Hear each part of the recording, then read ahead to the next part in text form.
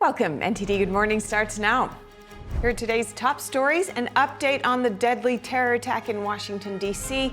One National Guard member has died. The other remains in critical condition. President Trump says the military will soon begin land operations against drug traffickers linked to Venezuela. What Trump is saying as the U.S. moves more assets into the Caribbean. Russia sends a warning to Ukraine, telling its forces to withdraw now or face consequences. How Ukraine responds, and the latest on U.S. peace efforts. The death toll from the Hong Kong Tower fire has soared to 128, with hundreds more still missing. What officials believe could have caused the fire to spread so rapidly. Storm weather. Post-Thanksgiving, the National Weather Service issuing winter storm warnings in the Midwest. How holiday travel could be affected.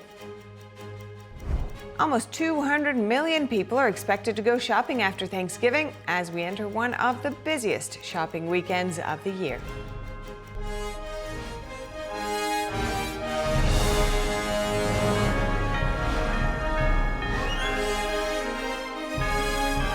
This is NTD Good Morning.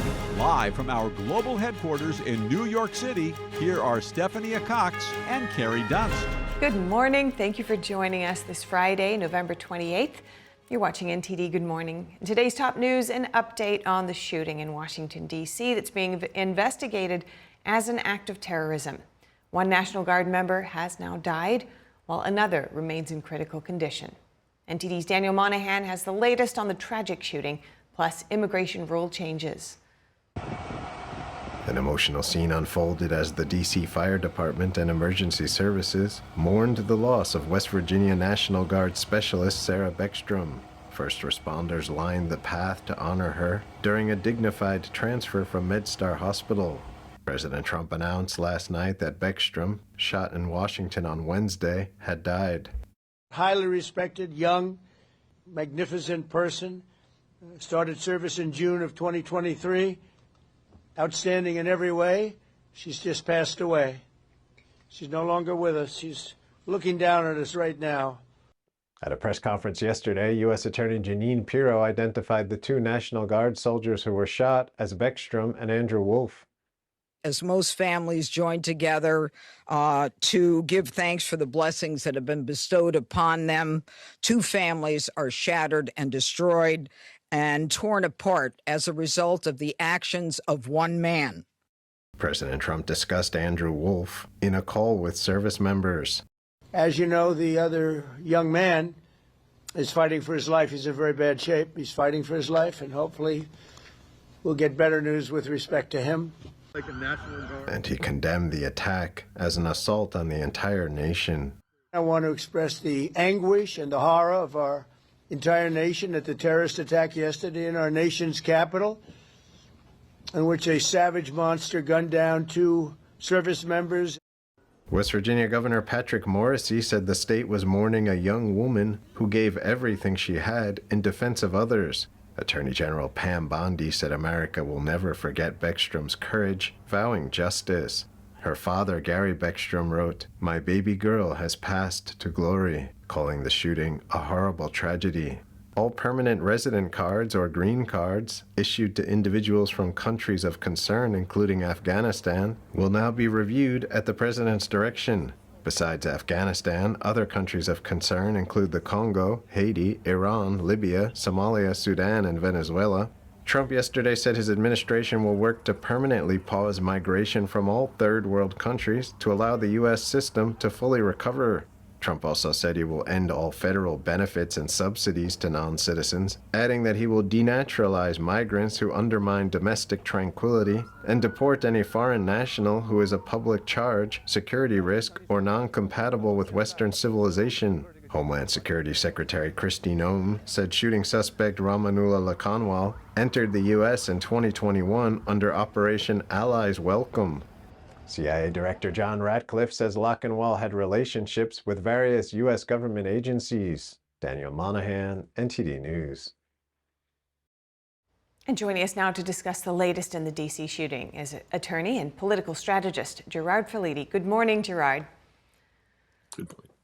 Now, with the suspect being an Afghan asylum seeker vetted previously by the CIA, How might this expose flaws in our immigration screening process from a national security perspective?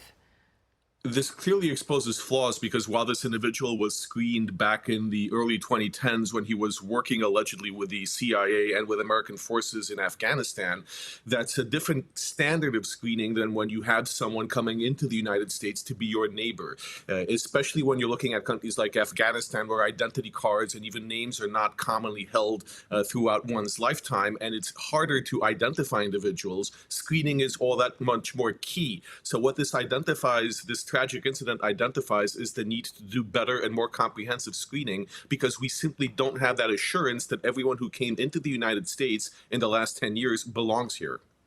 Now, Trump's pause on migration from certain countries is now permanent. Do you see the shooting accelerating conservative calls for even tougher border reforms? It does. I think the issue here, as was said in the previous segment in the lead up, is that we do need to know who came into this country before we can start screening additional arrivals. That we have such a backlog of immigrants who came here under different programs in the Biden years and even in the Obama years, that we need to go back and make sure that they are safe to be in American society, that they don't pose a danger to our national security. And we can't do that while devoting even more resources to bringing in or helping additional people come into the country. So this will push for more of a pause on immigration. And we are seeing the feds re-examining green cards from 19 high-risk nations. Could this bipartisan scrutiny help rebuild public trust in how we handle refugee vetting? It can, and I think it likely will, but we need to get through the noise of activists saying that this is somehow a hatred of immigrants. It's not. This is a national security concern, first and foremost, and members of Congress on both sides of the aisle see that. So that we need to restore public credibility in the government's ability to keep us safe, and this is a very basic way to do that. Now, Attorney General Pam Bondi vows justice for the fallen Guard member, Sarah Beckstrom. How does the death penalty in cases like this align with conservative views on crime and deterrence? Well, the death penalty aligns with many people's views on crime and deterrence. When you take a life, you forfeit the right to live, especially when you do so in a heinous and despicable manner, intentionally targeting individuals for a murder. It serves as a deterrent and as a message to others that if you attempt these crimes, you will be punished severely. And there is no punishment more severe than the death penalty. Now, as this investigation links the suspect's Washington state home to the D.C. attack, could this coast-to-coast probe impact arguments for more federal resources on domestic threats? It certainly can, and it should, because when you have, we've seen multiple attacks in the last few years that have been traced not just to the actors that committed them, but to networks, often extremist networks, both in the United States and overseas. And we quite frankly need those intelligence assets to determine how these people became radicalized, what induced them to commit these acts of violence, and whether there are any other people in the United States that pose a risk to our national security. That needs government resources and ones that should be prioritized. And an analyst I spoke to earlier in the show suggested that there also needs to be more pushback on big tech companies and their monitoring of terrorist murmurings. But is there anything more that you think in terms of policy from Congress that you think could help address these kinds of crimes? In terms of policy from Congress, we really need the tools by the government to be able to look at people who come to this country. This is not just a civil rights issue within the United States, but this is a national security issue. So ultimately, the tools that Congress can provide the administration is clarity and authority on the migration and on the revocation of visas and on the revocation of status. So it should not be an issue that's litigated in the courts all the time, as has been in the last year, but there should be clarity from Congress that empowers the White House to take decisive action. And as this spotlight's a very intense issue here in the U.S., political violence, but also terrorism and terrorist threats and migration, so many different issues. Is there anything that you think is missing from this public debate and public opinion on this? education, K-12 especially. I think too often we've seen indoctrination within the classrooms that take people in a more radical direction, but we fail to see basic education on America's history and the threat that extremism poses. For example, very few people today who were not born before September 11, 2001 understand the severity of that type of extremist threat. On the other hand, they understand that there's this kind of kumbaya approach to bringing in all people. So we need to have a better emphasis in education on de-radicalization and teaching proper history. And from your perspective on the ground, for folks out there who are concerned, don't know what they could possibly do to help out, what do you think an average person out there can do? Well, the same message that we always hear from the government: when you see something, say something. If there's something suspicious that sticks out, especially when people are saying threatening things, anti-government rhetoric, or threatening violence, say something. Alert law enforcement. Everyone has that power, and being alert and vigilant is always important. Well, thank you so much for your insights this morning. Gerard Ferliti, good to speak with you. Always a pleasure. Thank you.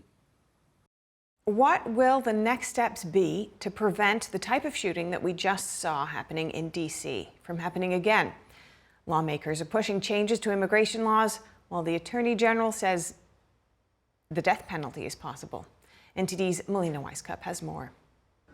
Following the deadly D.C. shooting, reactions are pouring in from Capitol Hill. Some Republicans are pushing legislation to change immigration laws. Senator Rick Scott reintroduced a bill to better vet immigrants, specifically ones who came during Biden's Afghanistan withdrawal in 2021 to 2022. Others are calling for mass deportations. Senator Tuberville wrote, "We must immediately ban all Islam immigrants and deport every single Islamist who is living among us just waiting to attack." Congressman Randy Fine is drawing attention to the scale of the issue. People want to focus on what happened in Washington, but I'm thinking about 6 months ago, an Egyptian Muslim refugee throwing flames on Jews in Colorado. This is an endemic problem that is the result of... He's urging the administration to deny entry, deport all non-citizens, denaturalize all fraudsters, saying we start with Afghanistan, but we must not end there. The suspect is facing charges including 3 counts of assault with intent to kill. The charges could lead to years in prison, but the Attorney General is seeking the death penalty. We will do everything in our power to seek the death penalty against that monster who should not have been in our country. After the tragedy, immigration is likely to be a key focus on Capitol Hill as lawmakers return to D.C. after the holidays. Reporting from Washington, D.C., Melina Weiskup, NTD News. And next, President Donald Trump says the U.S. will soon launch new ground operations aimed at shutting down drug trafficking routes linked to Venezuela. He told service members yesterday at Palm Beach the military has already cut off most maritime traffic and is now preparing to push the crackdown inland. Of course, there aren't too many coming in by sea anymore, if you probably noticed that. From sending their poisons into the United States, where they kill hundreds of thousands of people a year. But we're going to take care of that situation. We're already doing a lot. We've almost stopped. It's about 85% stopped by sea. You probably noticed that. People aren't wanting to be delivering by sea. And we'll be starting to stop them by land also. The land is easier, but that's going to start very soon. We warned them. Trump's remarks came hours after Venezuelan President Nicolas Maduro declared that his country was prepared to defend itself against any foreign threat. Days earlier, General Dan Kane, the nation's highest-ranking military officer here, toured the Southern Command's Caribbean area to meet with U.S. troops. Tensions between Washington and Caracas have escalated in recent months amid increased U.S. operations in the Caribbean targeting alleged drug trafficking vessels. Earlier this month, the U.S. moved its largest aircraft carrier into the Caribbean Sea. And as tensions with Venezuela rise, the Pentagon's top brass is in the region. Secretary of War Pete Hegseth was aboard the USS Gerald R. Ford aircraft carrier yesterday. The Pentagon posted a video showing Hegseth speaking into a public address system, wishing all those aboard a happy Thanksgiving. He said he was praying for the 2 National Guard soldiers who were shot in Washington, D.C., saying they're a reminder of the bravery and the selflessness of Americans who put it all on the line for the American people. Hegseth's visit comes amid growing U.S. buildup in the region. The cruise missile destroyer USS Gravely docked yesterday in nearby Puerto Rico. On the same day, Reuters footage showed a fighter jet taking off from the former Roosevelt Roads base in the eastern part of the island. Anchorage, Alaska is back to normal after a magnitude 6 earthquake briefly startled residents. Officials say the quake struck just after 8 a.m. yesterday on Thanksgiving, with no immediate reports of major damage. According to local news, the quake was the largest to hit this region of Alaska since 2021. City inspectors confirmed key public infrastructure showed no signs of problems following the earthquake. The U.S. Geological Survey says the quake struck near a region about 37 miles northwest of Anchorage. Emergency officials said there was no tsunami threat associated with the quake. Some residents found humor in the situation, jokingly dubbing yesterday's holiday Shakesgiving. Alaska lies on one of the U.S.'s most earthquake-prone zones. It experiences one magnitude 7 earthquake nearly every year. And a major winter storm is set to snarl post-Thanksgiving travel across the northern plains and upper Midwest. Forecasters warn that heavy snow and worsening road conditions could stretch into the Great Lakes region. Meteorologists say the system could begin spreading snow as early as this morning, intensifying through the weekend. Travelers have been urged to take precautions, with the National Weather Service saying heavy snowfall will likely produce hazardous conditions over portions of the Midwest. Alongside the snow threat, the Weather Service is also reminding people to prepare for a sharp drop in temperatures. Still to come, the death toll in the Hong Kong Tower fire has risen to at least 128. Around 200 people are still missing. And officials are saying a construction company's negligence may have cost hundreds of people their lives. Meanwhile, Russia sends a warning to Ukraine, telling its forces to withdraw now or face consequences. How Ukraine responds and the latest on U.S. peace efforts after this.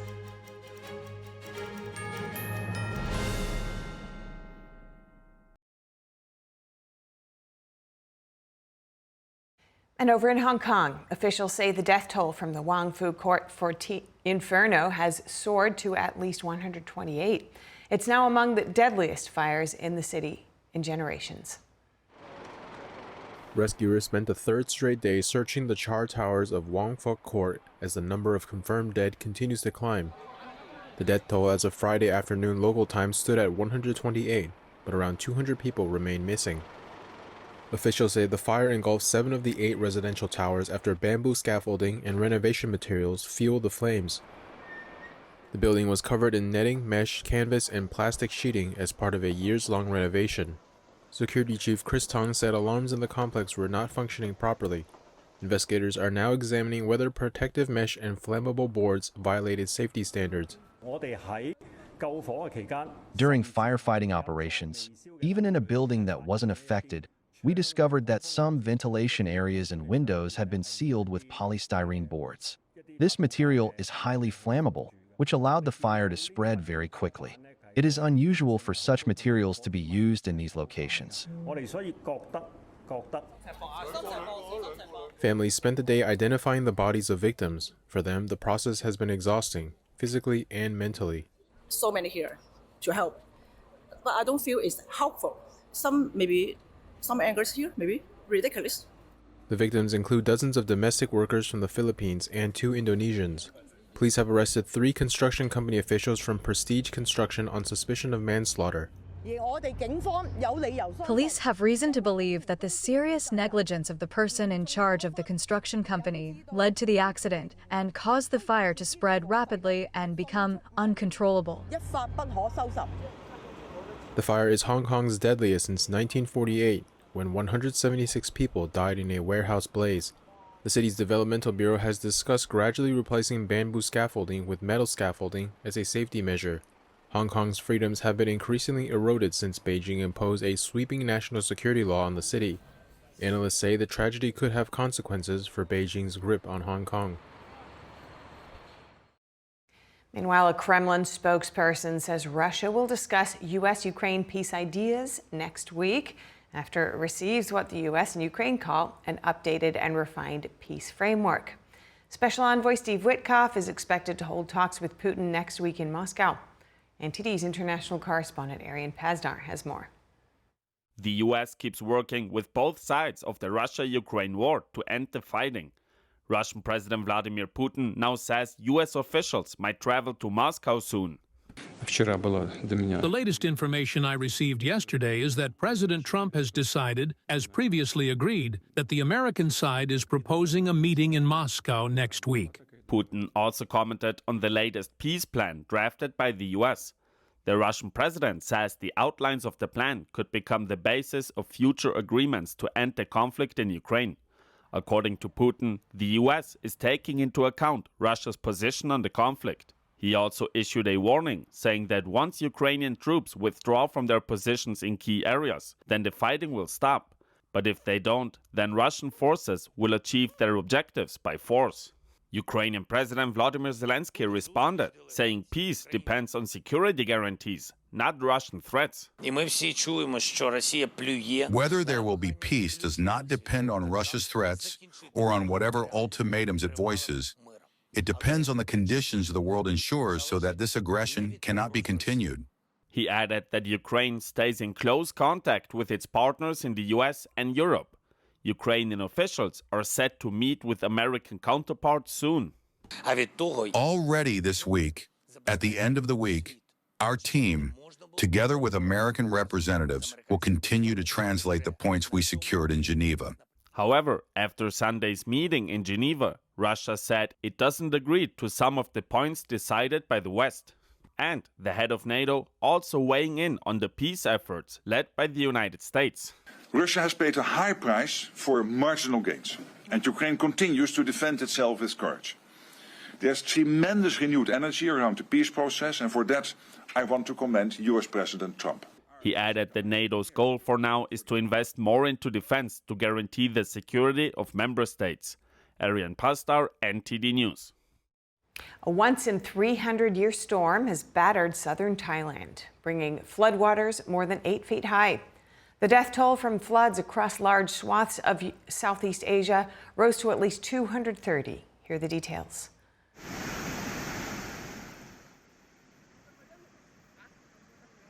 Destroyed livelihoods and stranded thousands. Large parts of Indonesia, Malaysia, and Thailand have been stricken by cyclone-fueled torrential rain for a week, with a rare tropical storm forming in the Malacca Strait. In Indonesia, state agencies confirmed the deaths of at least 94 people on Friday on the archipelago's badly hit Sumatra Island. Officials say airlift operations to bring aid and personnel into the affected areas will continue. Many people remain missing as power outages and damaged infrastructure hamper rescue efforts. This time, it's been very difficult for us because the phone signals were cut off, and there was no electricity, which deeply hampered our search and rescue work. In Malaysia, at least 2 people have been confirmed dead. Tropical storm Sanya made landfall at around midnight and has since weakened.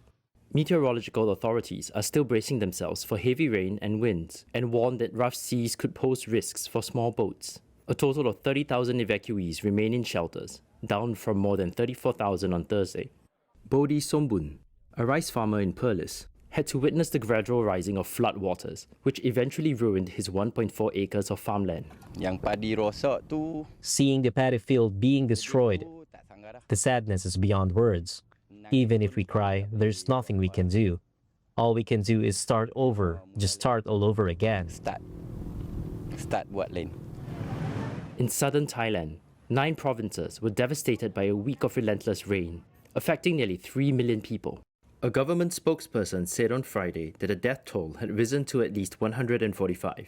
Hat Yai, Thailand's 5th largest city, has been among the worst hit. Waters there have begun to recede, but many remain without access to electricity. Cut off from her brother for days, this resident seized her chance as water levels waned, wading through flood waters to deliver supplies to her sibling. Referring to herself as A, she recalls how uneasy she felt before making the journey. I couldn't sleep. I was so worried. When I called for help from my brother, the rescue team said the current was too strong and they couldn't reach him. I was extremely anxious. But today, seeing smiles and knowing he is safe makes me feel relieved. The city recorded 13 inches of rain in a single day, the heaviest in 15 years and the highest in 300 years. Army engineering units and 2,000 civil defense members have joined relief efforts as helicopters deliver food to hospitals and victims still stuck on rooftops.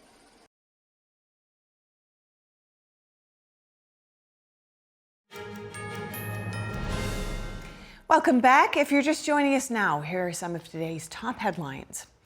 An update first on the shooting near the White House earlier this week. Authorities have confirmed that National Guard specialist Sarah Beckstrom has died. A second soldier, Andrew Wolfe, remains in critical conditions. The attack has renewed scrutiny of immigration policy. The administration has ordered a review of all green cards from so-called countries of concern, including Afghanistan. And President Trump says the U.S. is preparing new ground operations to shut down drug trafficking routes tied to Venezuela, after saying most smuggling by sea has been cut off. His comments come as tensions spike with Caracas following Venezuela's warnings of foreign threats and increased U.S. military activity in the Caribbean. Meanwhile, at least 128 people are now confirmed dead in Hong Kong's Wang court fire, one of the city's deadliest disasters in generations. Rescuers are still combing through the burned high-rises with around 200 residents unaccounted for as investigators examine how renovation materials and faulty alarms may have fueled the fast-moving inferno. And a powerful winter storm is poised to disrupt post-Thanksgiving travel across the northern plains, the upper Midwest, and into the Great Lakes. Forecasters warn snow could spread as early as today and intensify through the weekend, creating hazardous road conditions and ushering in a sharp drop in temperatures. Meanwhile, the IRS is urging Americans to start preparing early for the 2026 tax season, warning that sweeping changes to federal tax rules will make advanced planning essential. The agency launched its annual Get Ready campaign this week, highlighting updates tied to the One Big Beautiful Bill Act. Officials say the new law will have a major impact on federal taxes, credits, and deductions. The act introduces several new write-offs beginning in 2025, including no federal tax on tips, overtime pay, and car loan interest. The IRS has also issued guidance on how workers can calculate the new tip and overtime deductions. At the same time, retirement contribution limits for 401ks, IRAs, and other plans will also rise in 2026, alongside higher income thresholds for various credits. The IRS says taxpayers should begin assembling W-2S, 1099s, bank information, and digital asset records now to avoid delays and ensure accurate filings. More updates are expected through December and January. Close to 190 million shoppers are estimated to hit stores this weekend. NTD correspondent Jason Blair has more on the biggest holiday shopping weekend of the year. Consumer survey results are calling for an estimated 187 million to shop in person over Thanksgiving weekend. This is up a few million from last year's prediction of 183.4 million. Final shopping data from 2024 showed that 197 million turned out to shop. The survey was published on November 20th by the National Retail Federation and Prosper Insights and Analytics. The Federation's Vice President, Catherine Cullen, says in a statement, the holidays are an important part of many consumers' budgets, and that trend is especially true this season. The survey also states that 1960s gifts are making a comeback, showing that toy buyers are expected to focus on Lego, Barbie, Hot Wheels, and dolls. Black Friday, which is the day after Thanksgiving, remains the most popular shopping day. An estimated 70% are expected to be hunting for deals on that Friday. The second biggest day expected is Cyber Monday, with 40% of surveyed shoppers saying they are planning to seek deals online that day. Phil List, Prosper Insights and Analytics Executive Vice President of Strategy, states many Americans consider shopping to be an important part of their Thanksgiving holiday and one of the best ways to get deals on gifts. Rist also says that over half of those surveyed who are planning to take advantage of the sales say it was because the deals are, quote, too good to pass up. An average of $890 is expected to be spent on gifts and other seasonal items by shoppers. Families with kids plan to spend $33 more on average on gifts. Jason Blair, NTD News. As Black Friday kicks off today with some major in-store deals, shoppers will find some of the steepest discounts of the season this weekend, especially on electronics, appliances, and other big-ticket items. Stores across the country are opening early, with Best Buy, Target, Walmart, and many others launching 6 a.m. doorbusters. JCPenney and Kohl's starting even earlier at 5. Online shopping will also be booming, with Thanksgiving Day digital sales rising compared to last year. This year, the holiday shopping season comes in the middle of an uncertain economic climate, with tariffs on imported goods raising costs for retailers and consumers.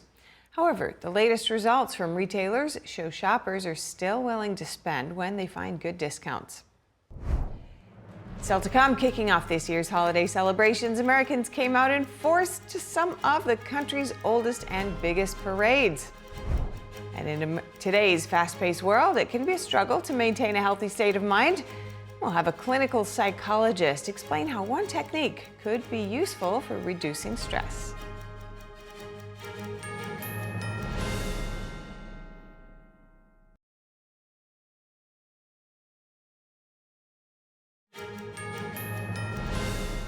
Welcome back to NTD Good Morning. President Trump gets some heartfelt thanks in a new video. The American Border Story spotlights angel families, relatives of Americans killed in crimes linked to the border crisis, who expressed gratitude to Trump for his approach to immigration enforcement and shutting down fentanyl trafficking. Alexis Wilkins here, spokesperson for the American Border Story. This Thanksgiving, our angel families have a special message of gratitude for President Trump. As our daughter, Katie Abraham, was killed January 2025 by an illegal alien driving drunk in the streets of Urbana, Illinois. And we really don't want any other families to have to suffer the pain and despair that we're going through right now. So keep it up, and we appreciate you. Happy Thanksgiving. You work tirelessly, nonstop, to protect Americans and keep our country safe. I am so honored and grateful to call you my president. I thank God for you every single day. You are the greatest president America has ever had. Thank you, President Trump, and God bless you. I got a call November 23rd, 2022, that no mother should ever get, and that is to be told that her son and his girlfriend both were found dead due to illicit fentanyl poisoning. President Trump, thank you from the bottom of this mother's broken heart for the actions that you're taking, in hopes that no other mothers have to receive that call. My brother was Rocky Paul Jones, and I would like to thank you from the bottom of my heart for securing the border. As you can see, it's raining here in California, but the sun sure is shining on America right now. It's because of you making America great again. President Trump, thank you. We love you. God bless you, and God bless America, and may you have a wonderful Thanksgiving. The 11-minute Thanksgiving video showcases more than a dozen families expressing appreciation to the president and his administration for their efforts on border security. It features country artist Alexis Wilkins and includes families who lost loved ones to illegal immigrant crime or fentanyl. Wilkins closes the video by praising what she calls major strides in border enforcement and justice for victims. And this Thanksgiving, America's longest-running Thanksgiving Day parade was back in Philadelphia. NTD was there to find out more about how people are enjoying the event. Fun, a lot of families, it's Thanksgiving. We're so happy to be here. America's longest-running Thanksgiving Day parade returned to Philadelphia on Thursday. This beloved tradition is now in its 106th year. We come every year. It's a family tradition for us and my two kids. Luckily, we live in the neighborhood, so we just walk down and enjoy the atmosphere and the fun. This is our first year coming, and yeah, I mean, it's not going to be our last. I love it. I loved it, yeah. Attendees tell NTD what they are most grateful for this Thanksgiving. And I'd like to thank the U.S. military for working and all the police people that work today. Well, really what I wanted to do was send a message out to our troops and anybody and everybody throughout the country and the continental U.S. and our territories who have loved ones that are deployed right now, keeping us safe in our country. And I think it's so important to acknowledge their selfless service. I'm most thankful for my family. This is our first Thanksgiving in Philly, and we love Philly. And what does Thanksgiving mean to people? For me, it brings back the historical underpinnings of our country, how we got to be where we're at, and it's a gathering of all people, regardless of your race, religion, ethnicity, beliefs, just to bring people together and have a meaningful day and be thankful for all that we have. Thanksgiving for me is just gratitude for the year that went by. We look to see what was added, what was passed, and we just give thanks for everything that came our way. Thanksgiving means spending time with my family, doing things like this, and enjoying the day. Attendees of the parade say they like the floats and balloons and will spend the rest of the day with their family. Happy Thanksgiving! Happy Thanksgiving! Meanwhile, the Macy's Thanksgiving Day Parade in New York City wowed spectators of all ages and walks of life. Our reporter Kevin Hogan paid a visit to the festivities to bring us a glimpse of the sights and sounds and the atmosphere. Take a look. A magical day indeed, with gratitude at the forefront. What brought you out here today, and what is the meaning behind what you're doing? So, when you think about Thanksgiving, I have so much to be grateful for, so I wanted to bring a little bit of cheer to other people. Spectators say you can feel how all in attendance are leading with their hearts, looking out for one another with compassion. We're all really thoughtful and absolutely. We celebrate if someone's having a birthday party, we sing happy birthday. If someone just visits from out of state, we make sure we go out of our way to celebrate them, throw confetti to the children. We help one another. Someone stepped on my dress. They were helping me staple the train together. So yes, we're all here to help each other and have a great time. Who makes the costumes? Oh, I don't know who makes the costume. Macy's Entertainment. Somebody makes the costumes. What costume? What costume? I won't go like this. What are you talking about? What about the employees? How have they been able to work together through difficulties? I mean, they work all year on this parade. I mean, it's not just, yes, it's one day kind of bunched up with all this stuff, but they work throughout the year, kind of getting everyone ready, even off-site trainings for the balloon handlers, yeah. It's not easy navigating a 4-story long balloon down Central Park West in the wind. One cord was stuck in a tree. Not to worry, the pros can handle it. What was your favorite part of the parade so far? I like all the floats, and I like how they're so big. Yeah, that's the main part. And I like how I saw some of my favorite rappers. Yeah. That's really cool. Okay, so what time did you wake up this morning? Around 4 in the morning. My mom got up at 3:30. That is incredible. Was it hard? I'm not normally used to it. We live as a quick, let's go get ready stuff, or just go type of lifestyle. We're not normally we walk around, we just get stuff done. The memories will last for sure. How do I know? This is the best, guys! I love this so much. Yeah! You and your kid look like you're having a lot of fun. His mind is blown right now. It's real uncontrollable happiness is what's happening. That's why we're here. It's amazing. So, I mean, that's dedication. You got to the front lines right here. Yes, we did. We got here early. Parking was not fun. The Macy's Thanksgiving Day Parade didn't disappoint. Marching bands, Goku, and Buzz Lightyear. Thank you, Kevin. And while turkey still reigns as the king of the dinner table on Thanksgiving, its annual consumption has hit a near 40-year low. NTD's Jason Blair takes a look.